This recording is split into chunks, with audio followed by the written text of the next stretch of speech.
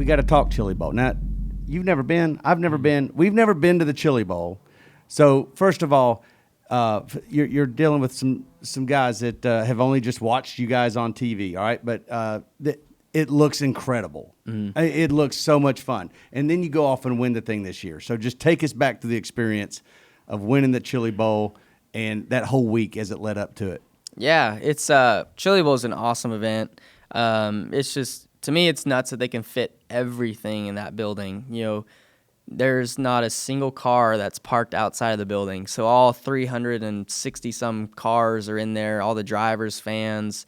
They have like a little trade show in there. It's nuts that they can fit everything. So the atmosphere is amazing. The racing's great, and it's I've been racing in it for 13 years. I think we went 2 years, maybe 2 or 3 years before to watch as fans. So it's just always been a big race to me, and one that I've wanted to, well, first compete in and then, you know, race and someday win. And gosh, the last 6 or 7 years, I feel like I've had opportunities to win and haven't done it. And whether it be mistakes on my part or bad luck with blown engines and things like that. So, and it is crazy to think that I'm 27 and racing in it for 13 years. Yeah, that is crazy. Half my life. But and then Christopher Bell shows up, you know, however many years ago, and it starts dominating midget stuff. So I also felt like maybe I probably would have won it a lot sooner if he wasn't racing. But no, so winning this year, after all the heartbreak that I've had in beating Christopher, you know, heads up, in open track, you know, not in traffic or anything like that, where I just made a better move than him. You know, I was just faster and passed him and drove on and won, made it really special. So, and having, you know, my kids there and wife Caitlin and my first year ever owning my own car there, and Paul Silva, who's the crew chief, his first time in that building in close to 20 years, first ever as a crew chief. Wow. To go in there and beat everybody made it all really special. Yeah, that event has been a big deal for sprint car racing, but it's become this global thing. In the last couple of years, especially with you and Christopher, y'all have really raised the profile of the event. And everybody that I know, I haven't gone, but everybody that I know, all the people that work in this shop talk about going and go every year. And I hope to get down. Have you ever gotten the Chili Bowl flu? Oh yeah. What really is that? So in these 15 or whatever years I've been going there, I bet I've not been sick after Chili Bowl maybe 3 times. What? Yeah. So that's the risk you take. Yeah, it Because is. of And I even try and load up on vitamins and all that. We found like a really healthy like juice spot that's just down the road. So like we eat juice, or you don't eat juice, but drink juice and eat like vegan food all week and try and be as healthy as we can be and still get sick. But the a lot of times that I get sick there, I feel like I'm close to death. So it is a risk to go. I think you got to be prepared for a few days of laying in bed. I remember, gosh, probably 5 or 6 years ago, I slept for like 22 hours straight, and you know that was when I was just living here by myself, and I was like scared because I'm like, I might die in my apartment, and nobody's here to help me. Do a welfare check on Kyle Larson.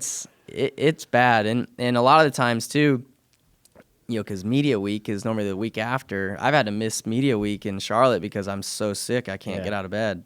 And that's the thing. Everybody, is it just the fumes? I know this is a dumb question, but is it because of the fumes for, you know, a week at a time? Or what's causing that? Yeah, I think you know it's a compound of fumes and flu season already. Everybody in the same. And everybody's in the same building. You go to the bars afterwards, and you're talking this close to each other because you can't hear. So, it's just a lot of people swapping germs, and it's a bit unhealthy, but it's worth the fun, I guess. Talked about 300 and something cars showed up for that race, but each year you're right there for the finish and in the mix, you and Christopher both. What is it that sets a driver apart? What is it in you, and what is it about you or Christopher or any driver in the past that makes them better? How are you better than the next guy?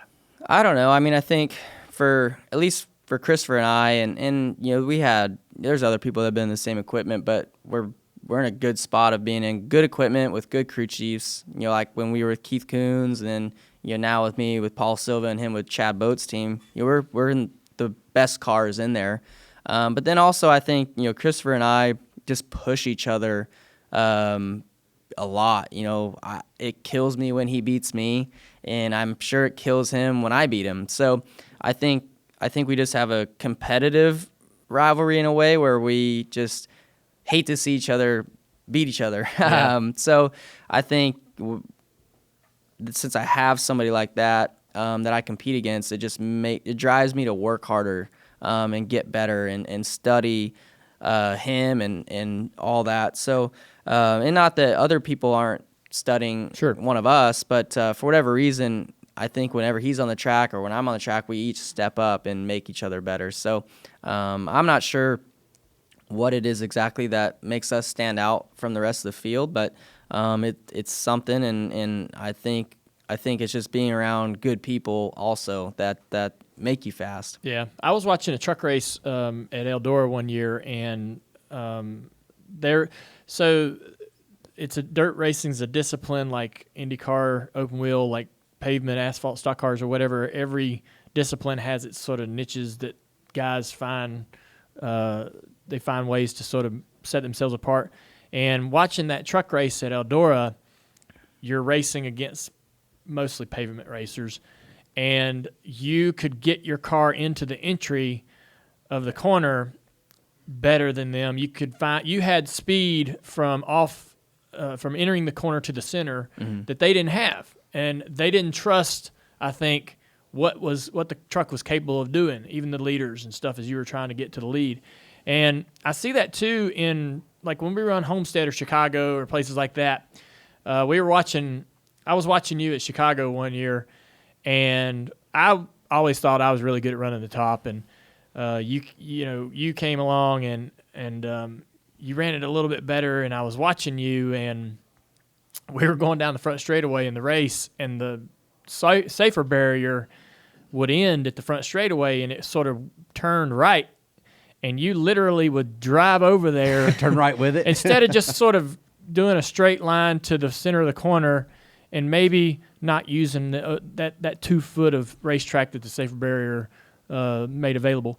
You would chase the safer barrier out to the concrete wall and sort of set the car out there a little higher. And I thought, okay, I'll try that. And it was like, it was a half a tenth or just a little bit more speed there. And I could feel in the middle of the corner how it positioned the car better for the throttle. And so I think that when I watch you race dirt, I imagine that he really knows a lot more about what this machine's capable of doing to the center of the corner and probably even other parts of the racetrack. But getting the car into the center of the corner, whether you're running the bottom or the top, there's just this little bit that you have where you just continually chip away and chip away and chip away, and you maximize. I don't know how to articulate it, but I saw that in that truck race several years ago, and I thought, holy moly, he's way better into the center of the corner than everybody else.